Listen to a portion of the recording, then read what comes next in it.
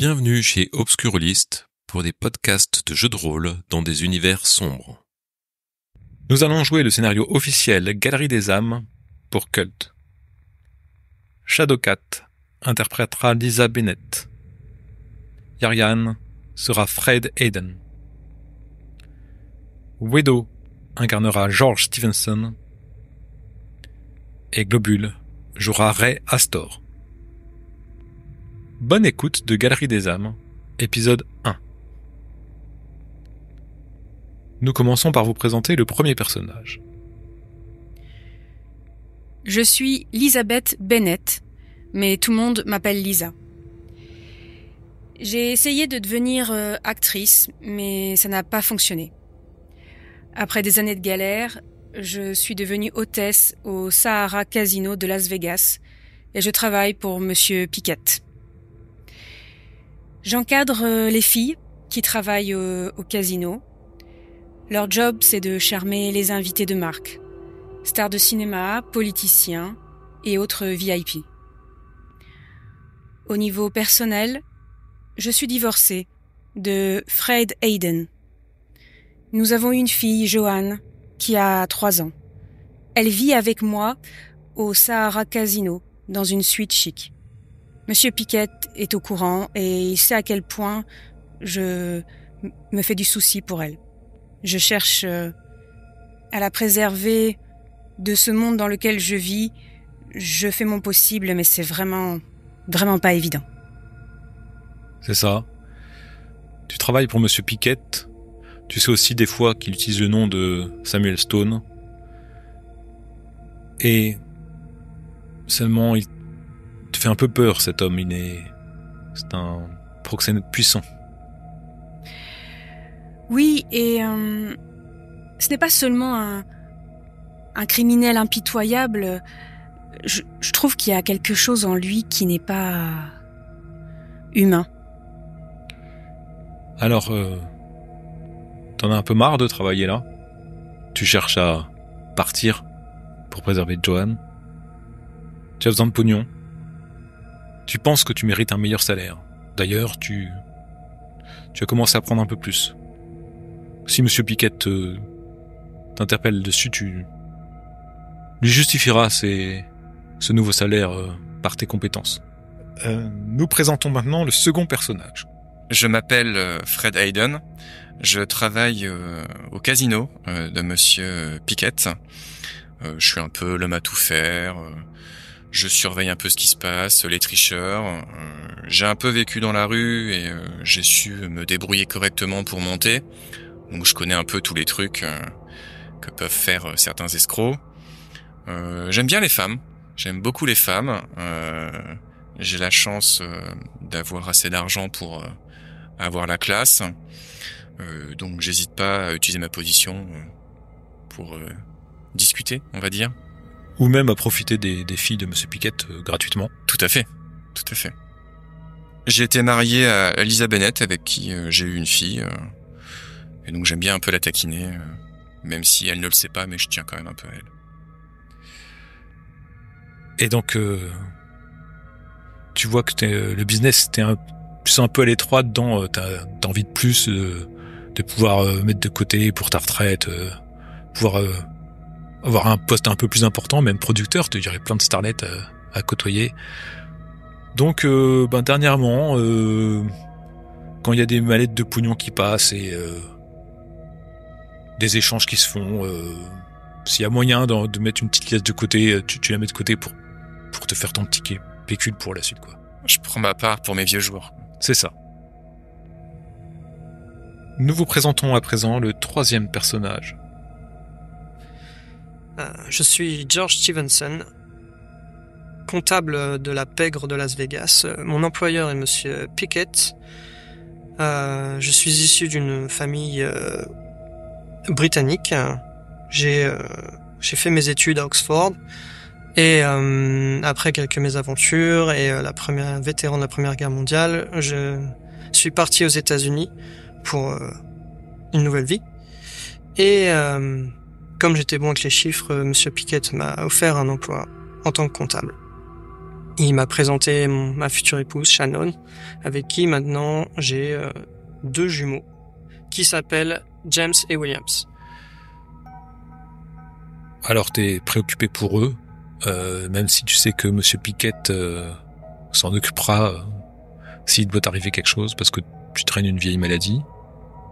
Je viens d'apprendre que j'ai été diagnostiqué d'un cancer du poumon phase terminale, et du coup je m'inquiète un petit peu pour ma famille, et même si je sais que mon employeur Monsieur Pickett s'occupera d'eux, Ouais, même si Monsieur Pickett s'occupera d'eux, tu sais que t'aimerais bien protéger ta famille plus que ça, et t'aimerais bien qu'ils aient pas d'ennuis financiers. Et donc, dernièrement, tu as commencé à peut-être faire des malversations sur les comptes de Monsieur Pickett pour mettre un tout petit peu d'argent à l'abri pour ta famille. Et enfin, nous vous présentons le dernier personnage. Je m'appelle Ray Astor. J'ai la quarantaine, mais je m'entretiens. Je dirais même plus, je suis costaud, voire bestial. J'ai le regard un peu détaché de celui qui agit presque automatiquement, on va dire.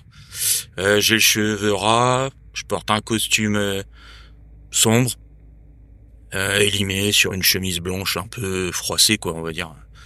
Puis elle est un peu tachée par mes activités professionnelles. Mais pour faire bonne mesure, je cache ça en resserrant au maximum les pans de mon veston. Après une enfance difficile, j'ai économisé assez de billets pour payer une maison à maman. Parce que maman, elle l'a mérité, quoi. J'ai travaillé dur sur les chantiers pour lui payer une vie au calme. Enfin, c'est ce que je lui raconte, quoi. Je peux pas tout lui dire à maman. En fait, je travaille pour Monsieur Pickett. Monsieur Pickett, c'est ce qu'on pourrait appeler un homme d'affaires. Ouais, un homme d'affaires qui bosse à Las Vegas. Et quand Monsieur Pickett il a un souci, c'est moi qui l'envoie négocier.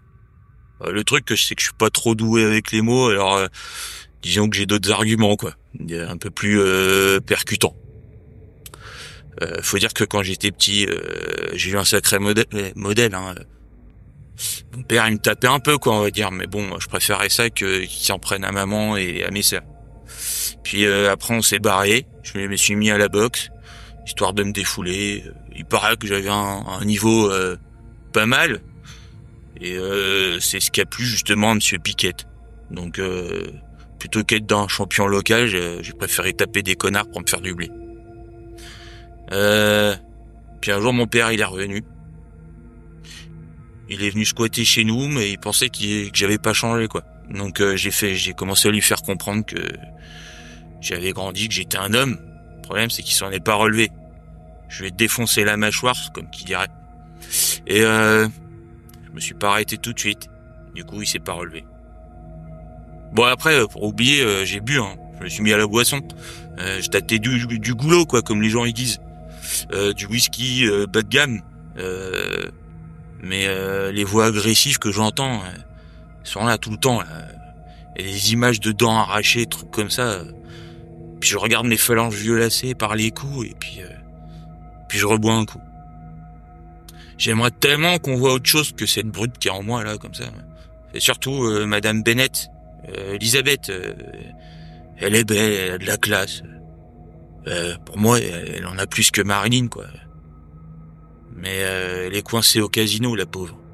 C'est con que je sois pas son genre de gars, quoi. Sinon, je les amènerais bien, elle et sa fille, loin d'ici. Ouais, genre, je sais pas moi, en Floride. L'autre problème, c'est son ex, Fred. On va dire que c'est un collègue, quoi, mais son truc à lui, c'est la parlotte. Il jacte.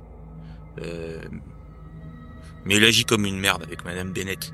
Alors qu'elle mérite plus de respect, quoi. Et Fred, on dirait qu'il veut plus me lâcher depuis que je lui ai sauvé la vie pendant un job. Je suis un peu entre deux chaises, quoi. Ça me fout mal à l'aise. Puis là, genre, George Stevenson. Je l'aime bien, le British. C'est le comptable de Monsieur Pickett. Lui aussi, il a un accent classe. Si je pouvais parler comme lui, je m'en sortirais plus confiant avec Madame Bennett. Ouais, George, il est cool. J'ai l'impression que je peux lui parler de trucs. Et puis qu'il m'écoute, ça change. Ta mère, tu te fais un peu du souci, t'aimerais bien qu'elle te voie autrement, t'aimerais bien justement... T'en as marre de ce boulot et de taper des gueules. Donc dernièrement, quand tu tabassais des gars pour Monsieur Pickett, l'oseille, tu le prenais pour toi. 18 janvier 1951, 8h du matin, dans un désert entre Los Angeles et Las Vegas. Du mal à respirer. Un sac de jute sur la tête, un bâillon qui cisaille votre mâchoire, vous n'avez pas bu une goutte d'eau depuis plusieurs heures. Vos poignets brûlent sous leurs liens, et votre corps est encore meurtri par les coups reçus. Vous êtes agrippé, projeté au sol, vos genoux heurtent les pierres rugueuses. On ne vous pleurera pas. Les vautours et autres charognards attendent patiemment. Vous n'auriez pas dû tenter de détourner quelques billets destinés à M. Pickett.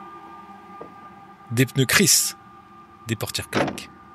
Soudain, les sacs sont arrachés et le soleil vous aveugle. Monsieur Pickett, mince, voire squelettique, vêtu d'un costume rayé et coiffé d'un chapeau noir, vous toise, entouré de ses sbires armés.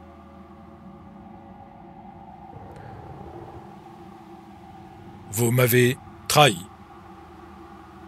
et ne méritez rien de plus qu'une balle. Pourtant, j'espérais tant de vous.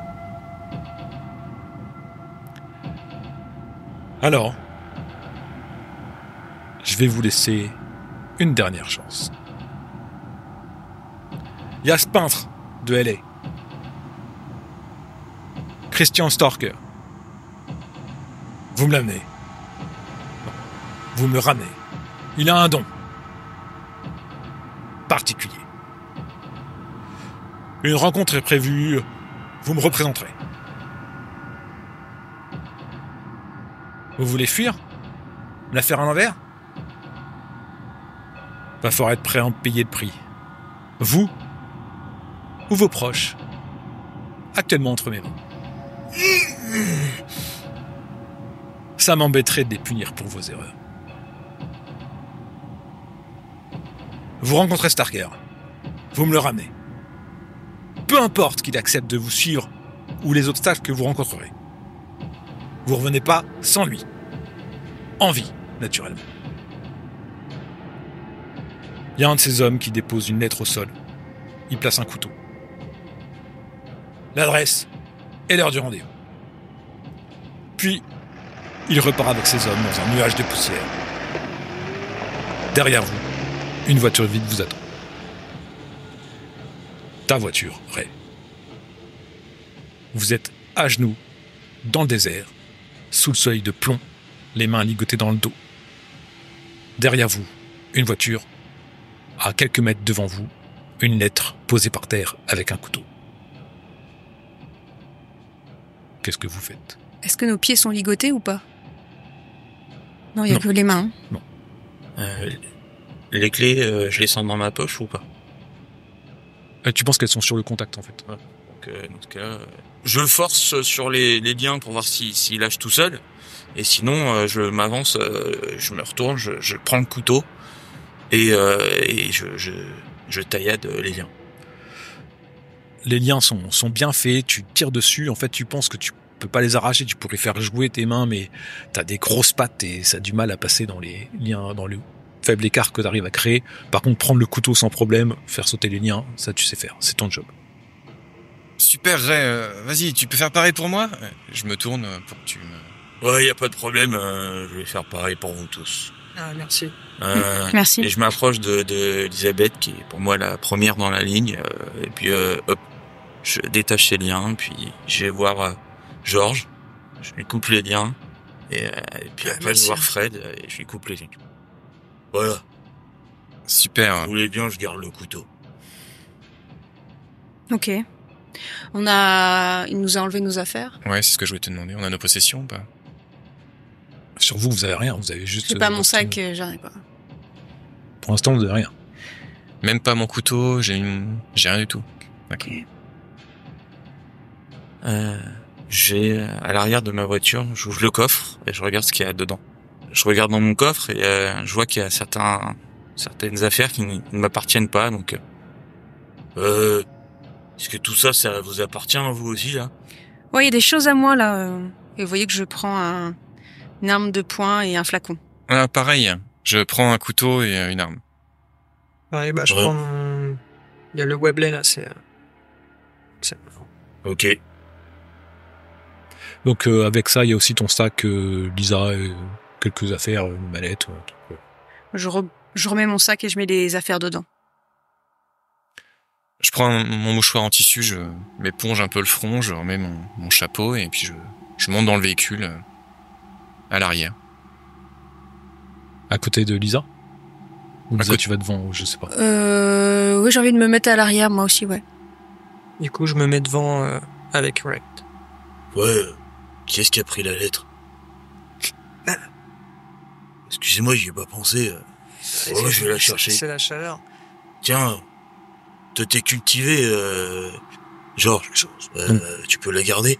Ouais, je loue. T'as pris la lettre qu'avait volé un petit peu, puisqu'il y avait plus de couteau qui se mettait dessus, t'as réussi à la rattraper, tu l'as donnée à Georges qui l'ouvre. Monsieur Stone, je sais à présent que nous voyons les mêmes choses. J'ai vendu quelques tableaux. Je quitterai donc bientôt Los Angeles. Nous pouvons nous rencontrer, mais nous devons être prudents. Je suis persuadé qu'on m'observe.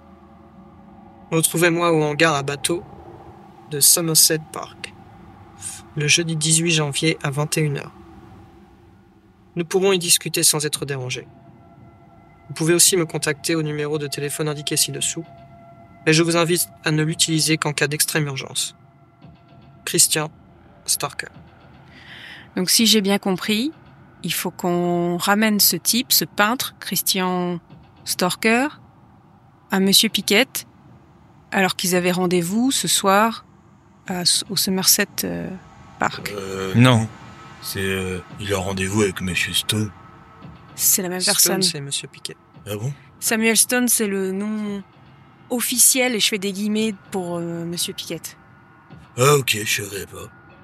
Donc déjà, il va être surpris de nous voir. Ouais. 4 personnes au lieu de Monsieur Piquet. Faudrait peut-être qu'on réfléchisse à l'approche, quoi. Mais non, ça va le faire, c'est simple. Mais tu comptes faire On va le comment? baratiner, voilà. En disant que ça a été avancé, qu'on vient le voir et tout. Tranquille. On est son escorte. Exactement, voilà, c'est simple. Ouais, tu vois, moi, je suis chauffeur. Toi, bah, t'es là pour être à un moment. Faut que ce soit agréable, quoi, dans la voiture. Toi, t'es là. Bah, je crois que t'es pour baratiner un peu, non? Ouais, un peu de bagou, quoi. Ouais. Puis Georges, t'es un télo, quoi. T'auras toujours une idée, je pense. Est-ce qu'on pourrait faire une halte pour se rafraîchir un peu, boire un coup? Je vous avoue que ça m'a un peu retourné.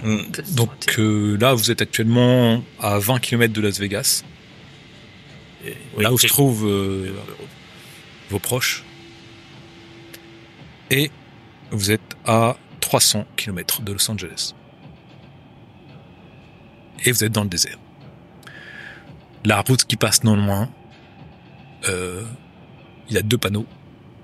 Un vers Las Vegas, un vers Los Angeles. On monte, on démarre, et puis s'il y a un motel ou une station sur la route, on prendra vite fait quelque chose, et puis on continuera, quoi.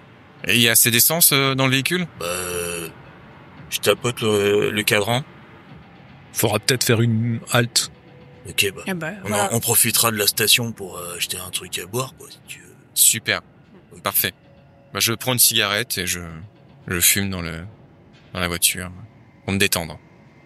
Donc si j'ai bien compris, votre but c'est d'aller directement à Los Angeles par passer par Vegas. Moi, je préfère qu'on en finisse, mais... Je suis du même avis. Allons-y. On part à LA.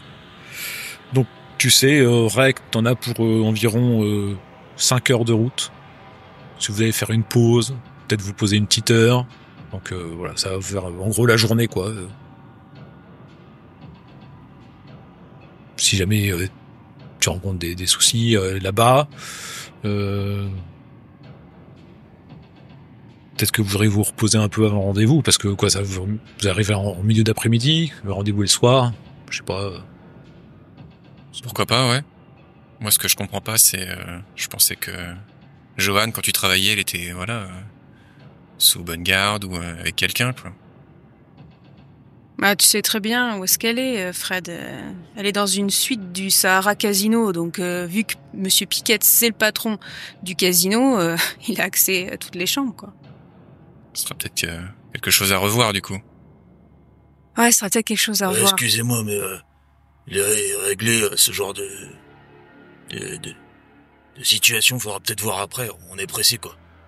On est dans la voiture. Ouais, mais faut qu'on se concentre sur le boulot. Faut pas que les histoires personnelles elles entrent en ligne de compte pour l'instant. On verra quand on sera retourné à Vegas. Et je peux savoir quel proche il a capturé, emprisonné? Maman D'accord, et ma mère, c'est tout ce que j'ai. j'imagine. Je me tourne vers Georges. Mes enfants, je suppose. Et ma femme. Ok. Bon, un peu dépité, du coup, je refume et je laisse tomber ma conversation avec Lisa. On a pris de l'essence ou pas encore? Pas encore. D'accord. Euh, Parce que je comptais. comment vous savez que Piquet, il se fait appeler Stone aussi? Parce que moi, je savais pas, moi, je viens de l'apprendre. Moi non plus. C'est quoi cette histoire? Vous deux, Lisa et Georges, vous savez qu'il se fait appeler Stone parce que souvent quand il a affaire avec des gens de l'extérieur, comme t'es son comptable, Georges, tu sais ça, et toi comme t'es l'intermédiaire des fois avec certains autres hommes qui viennent à l'hôtel, Des Lisa, clients. tu sais que il se fait appeler Monsieur Stone. Donc c'est son nom... De couverture, quoi. Ouais, classique. Vous savez aussi donc que Lisa et Fred ont été ensemble et sont séparés, divorcés, mais qu'ils ont une petite fille qui s'appelle Joanne. Et vous savez aussi que Georges a eu des jumeaux récemment avec sa femme qui est Shannon, issue des connaissances de Monsieur Piquet. Et Ray, vous côtoyez pas beaucoup. Vous le voyez de temps en temps, mais il travaille pas dans la même sphère que vous. Donc, vous arrivez, vous faites une première halte dans une espèce de relais essence qui fait aussi diners en mode un peu ranch à l'américaine, quoi, avec le sable qui souffle, les broussailles qui tournent. Et vous faites votre pause, prenez l'essence. Oui. Moi, j'aimerais voir s'il y a une cabine téléphonique. J'aimerais passer un appel. Ok. Donc je rentre dans la station et... Est-ce que il y aurait moyen de passer un appel?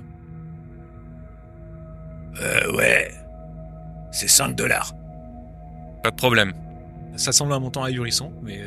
Ouais, mais là c'est important, donc je m'en moque totalement. Ok. J'appelle donc l'hôtel et je demande à voir la chambre où est Joanne.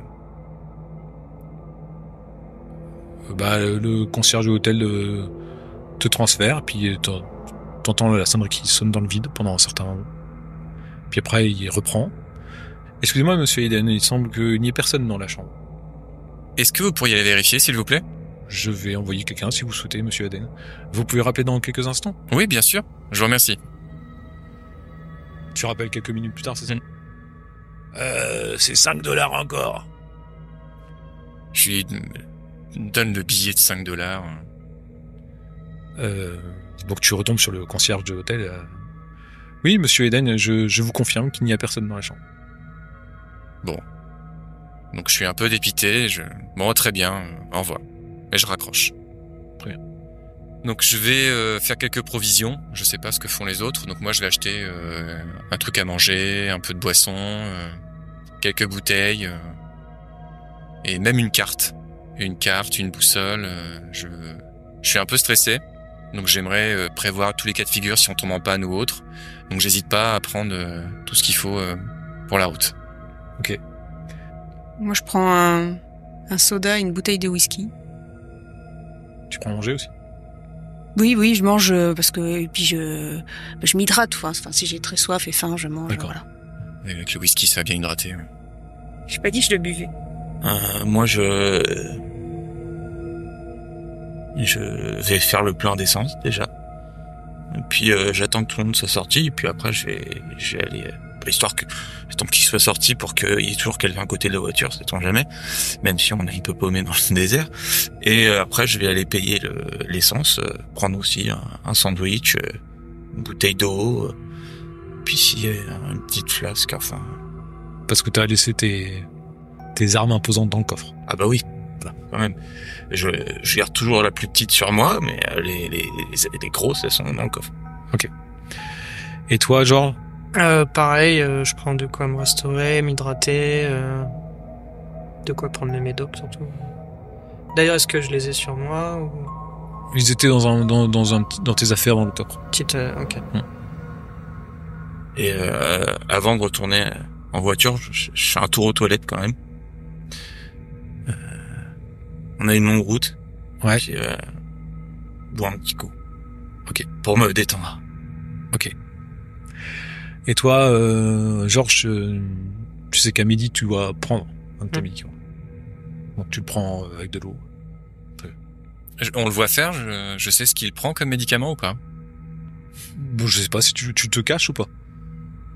Je me cache pas forcément, mais je dis pas ce que c'est. Ouais, si tu prends un cachet, tu prends un truc d'eau, tu le vois faire alors.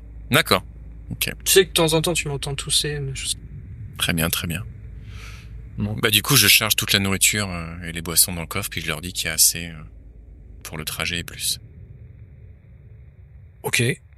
Ray revient et vous allez pouvoir repartir à moins que vous vouliez manger sur place et puis je sais pas trop comment vous voulez faire. Vous pouvez manger dans la voiture, ça me dérange pas. Super, merci Ray. Je t'en prie. Et ben vous repartez, très bien. Donc vous arrivez en milieu d'après-midi à Los Angeles. Je sais pas ce que vous comptez faire d'ici. Il faudrait qu'on passe dans une quincaillerie peut-être, au cas où. Ouais. Et qu'on discute comment on procède. Exactement. Bah ça va être simple. Hein. Ça va être simple, mais Ouais. si tout le monde est au courant, c'est quand même mieux pour s'organiser. Disons que si... Pardonnez-moi la rudesse de ce que je vais dire, Madame Bennett. Hein. Mais s'il veut pas, de toute façon, on le chope, on le fout dans le coffre. Bien sûr, on vide un peu. Hein. Pas qu'on lui laisse des armes sous la main, mais on le fout dans le coffre et puis on le ramène, quoi. Oui, c'est là où la cacaillerie est utile. Est-ce que vous pensez à réserver un motel au cas où il voudrait dormir ici avant de repartir? Il est quelle heure? Là, il est milieu d'après-midi, c'est le soir que vous avez rendez-vous. C'est à ça 21h. Après, je sais pas si vous vous sentez de refaire la route, machin, et si lui sera partant pour faire la route le soir, quoi. Moi, j'avoue, j'y avais pas pensé. Hein. Moi, je pense qu'il faut repartir et je suis prêt à conduire si Ray est trop fatigué. De toute façon, on peut se relayer. Hein. Ouais, plus vite c'est réglé, mieux c'est quoi. Voilà. Je suis inquiète pour Joanne. Pareil, moi je veux qu'on se dépêche en fait. Je suis inquiet. Donc, vous cherchez une quincaillerie, vous faites... Ouais. Ok. Une corde, un peu de chiffon, Les scotch, je pense. je pense, non, en 50. Ouais, quand même. Un rouleau de scotch. Après, je vois pas ce qu'on Le peut. lampe torche. Je sais jamais. On pourrait passer à la pharmacie, prendre des sédatifs. Ou de seringue. Ouais. Il y a peut-être pas besoin d'aller jusque là, non? On le baillonne, on le saucissonne, on le met dans le coffre. Au moins de bruit. Il dormira. Après, je m'y connais pas trop, je sais pas quel type de produit. Et la posologie, c'est peut-être important, non? Si on le fout dans le coma, tu te sens capable de faire ça? Il veut en vie, Monsieur Stone, alors faut faire gaffe quand même. Oui, je pense que ça me semble hasardeux de le droguer, sauf si quelqu'un d'entre vous s'y connaît. Et... Bon, moi j'ai quelques somnifères, donc c'est déjà pas mal. C'est bien, ouais. On sait que ça va voilà. pas être On pourra létal. utiliser ça aussi.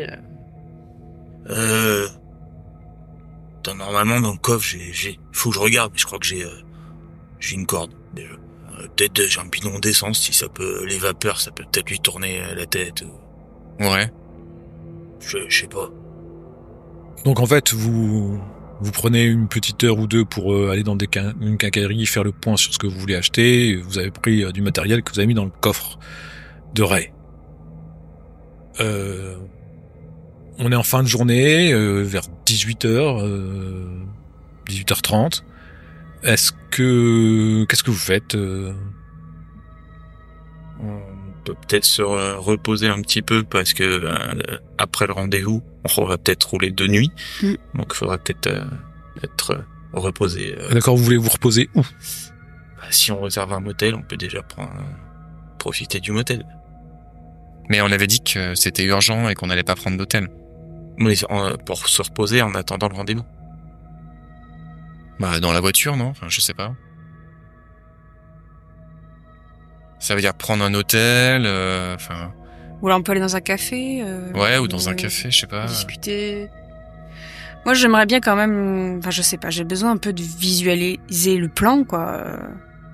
Fred, tu dis ça va aller, machin, mais tu penses lui dire quoi Bonjour monsieur, accompagnez-nous, on vous amène à monsieur Piquette, et là il dit non. Je veux le voir. On va le convaincre, on va réussir à le convaincre, je pense. Monsieur Piquet, c'est un homme d'affaires, il a toujours des rendez-vous, et puis il y a une cargaison qui est arrivée. Monsieur Stone. Ouais, Monsieur Stone, excuse-moi, mais moi, j'ai tellement l'habitude de l'appeler Monsieur Piquet, faut pas que je me trompe. Mais bon, il a plein de choses à faire. Il voulait absolument venir, et puis il a été retenu, il nous a envoyé pour accompagner Monsieur Storker. Moi, vous allez dans un café pour discuter ou? Bah oui. Enfin, Oui, oui. ouais. Personnellement, je préférerais un D'ailleurs, endroit plus discret, quoi. Un diner pour parler d'un plan où on va enlever quelqu'un, Bah, des fois, il c'est y a... pas très discret, quoi. Marque un point. Bon, en baissant le ton, ça ira. Stressez pas, hein. Mais de toute façon, moi... Moi, que je sais baisser le ton, moi. T'as vu ma voix? On va pas aller dans un parc, on est au mois de janvier. Pour ça que je parlais d'un motel. On est au calme, on se repose. J'ai les bifetons, je peux payer, ça me dérange pas. Ok, va pour un motel. Ok, merci. D'ailleurs, moi je propose même d'aller avant l'heure au rendez-vous, hein. Ouais, c'est ce que j'allais poser comme question. Vous allez d'abord vous poser vos affaires dans un motel. Vous prenez combien de chambres? 2 chambres. Madame Bennett, si ça vous dérange pas, on peut faire une chambre pour en parler, mais une deuxième pour vous, quoi. Et nous, on peut rester entre nous. Tout à fait. Ça me va. Très bien. Donc vous prenez 2 chambres. Il y a une chambre dans laquelle Lisa va mettre ses affaires et elle vous rejoint dans la chambre principale. Vous êtes tous les 4 pour parler du plan. Moi, je me demande quelque chose quand même. Il y a une adresse du hangar à bateau, ok. Mais c'est grand, les quais, les hangars. Où est-ce que c'est exactement quel hangar dans lequel il faut rentrer? Du coup, est-ce que on doit chercher, donc y aller avant, chercher le hangar, le récupérer, sachant qu'il y aura peut-être des gens qui seront aussi à leur bateau en train de le nettoyer, ou est-ce qu'on n'irait pas directement chez lui? Le truc, c'est que vous savez qui c'est, lui, Christian Starker? À part que c'est un peintre. Ouais, mais est-ce que vous sauriez le reconnaître? Non, effectivement. Peut-être qu'on peut trouver, je sais pas moi, un journal, ou dans un musée, une galerie, je sais pas, quelque chose comme ça. Il a vendu des tableaux, il a peut-être exposé, on peut peut-être Voilà. effectivement trouver... Après, il y a peut-être une galerie... les arts, quelque moi, chose. je connais rien. Je sais pas, là vous êtes dans la chambre d'hôtel pour l'instant, je vous laisse discuter. Je pense que ça coûte rien peut-être de se renseigner. Peut-être qu'il y a un Et peut-être annuaire. même... Non. Il y a un annuaire à l'accueil de l'hôtel, à laquelle aussi il y a il y a des distributeurs automatiques de nourriture parce que 19h, 19h30, vous commencez à avoir faim. C'est pas juste en buvant du whisky que vous allez pouvoir tenir. Donc tu vois, tu vas à l'accueil prendre de quoi manger et puis regarder prendre dans l'annuaire ou des choses comme ça. Oui, voilà, je peux faire ça, oui. Moi, je pense qu'on peut même appeler le standard et avec le numéro de téléphone faire un espèce d'annuaire inversé et il nous donne l'adresse grâce au numéro. Moi, je regarde. Ouais, mais je regarde déjà dans l'annuaire pour voir s'il y en a beaucoup des Christian Stalker ou si déjà il existe. Alors, Ouais, c'est... tu regardes dans l'annuaire et tu as l'adresse. Une adresse à Sherman Oaks. Je transmets C'est l'info. loin de... C'est un quartier de Los Angeles. Ah non, c'est pas... Donc on pourrait très bien aller directement le récupérer là-bas. Pourquoi aller au hangar? On s'en moque du hangar. C'est vrai. Ça sera même peut-être plus discret Oui. chez lui. Tout à fait. Et puis ça sera peut-être plus rapide aussi. Voilà, il sera là, il va être entre guillemets, il va être surpris. Il sera pas préparé, on lui tombe dessus, on l'embarque, on l'emmène et puis voilà, c'est réglé. S'il est chez lui, mais ouais. Puis bon, c'est un peintre, quoi. Il doit pas y avoir de... C'est pas le genre de personne qui va être gardée ou quoi que ce soit. Donc chez lui, ce sera peut-être plus simple. Effectivement. Quand même bizarre cette histoire de don. Les artistes, ils ont tous des dons, pareil. Les musiciens, c'est naturel chez eux. Enfin, Je vois Fred qui tient la lettre. Je dis, c'était dans la lettre qui parlait de ce don. Il disait, je vois les mêmes choses que vous, Monsieur Stone. Je sais à présent que vous voyez les mêmes choses. Par contre, c'est vraiment là du coup, c'est vraiment ça que tu nous as donné. Il y a vraiment des taches de sang dessus. Et des taches rouges. Tu penses que c'est plutôt de la peinture rouge. D'accord. Le papier d'ailleurs sent une odeur de tabac assez forte. Un fumeur. Tu remarques dans ta chambre, Lisa, des magazines sur la table basse. Et en attendant de se mettre en route, peut-être tu les feuillettes un peu et tu vois qui parlent de Christian Stalker à l'intérieur. Et notamment, il donne une adresse, l'adresse que tu as relevée, en marquant que c'était une adresse on pouvait voir sa galerie à cette adresse-là. Et donc un instant, tu te demandes si l'adresse que tu as, est-ce que c'est celle de sa galerie ou est-ce que c'est la sienne? Je vais dans l'autre chambre et je partage l'information. J'ai dit, regardez là dans un magazine qui traînait dans ma chambre, c'est vous dire à quel point le ménage est bien fait. Il y a un article sur Christian Stalker et regardez là, il y a une adresse et c'est la même qu'on a trouvée, non? J'ai l'impression que dans l'article c'est l'adresse de sa galerie. Mais peut-être qu'il expose au même endroit où il habite. Il habite peut-être à l'étage, je sais pas moi. ouais, puis peut-être qu'il finit tard aussi, donc on peut peut-être y aller maintenant. Pourquoi pas? De toute façon, oui, on a dit qu'on irait maintenant. À tout hasard, il y a une photo de lui? Est-ce que j'avais demandé? Tu veux feuilleter le magazine? Il n'y a pas de photo de lui, il y a un article sur lui. Ah. Moi, je te demandais... Qu'est-ce qu'il dit l'article? Alors, tu te poses 2 minutes pour le lire. Ça explique qu'après quelques premières œuvres assez médiocres, il avait fini par trouver son style en 1949. Avec des œuvres assez stupéfiantes. Des portraits qui capturaient l'âme de ses modèles. Qu'il a porté à controverse et qu'il a été banni des musées et accusé de communisme. Pourtant, ses œuvres continuent encore à s'arracher à prix d'or. Il est 20h30. Vous pouvez aller à Sherman Oaks. Vous t'as pris un plan. T'as regardé un petit peu les distances. Vous pouvez aller au parc. Vous arriverez à l'un ou l'autre endroit à 21h. Donc c'est trop tard, donc on le fait plus, on suit ce qui est indiqué. Faut qu'on soit discret, donc faut pas trop forcer les choses. On est d'accord. Ouais. Donc je préfère rouler tranquille, parce que à LA, si on roule trop vite, les flics ils rigolent pas. Donc vous payez le motel, Ouais. vous emballez toutes vos affaires, vous remettez tout dans le coffre, et Ray, tu conduis tout ce beau monde au parc de Los Angeles. Et ainsi se termine Galerie des âmes, épisode 1.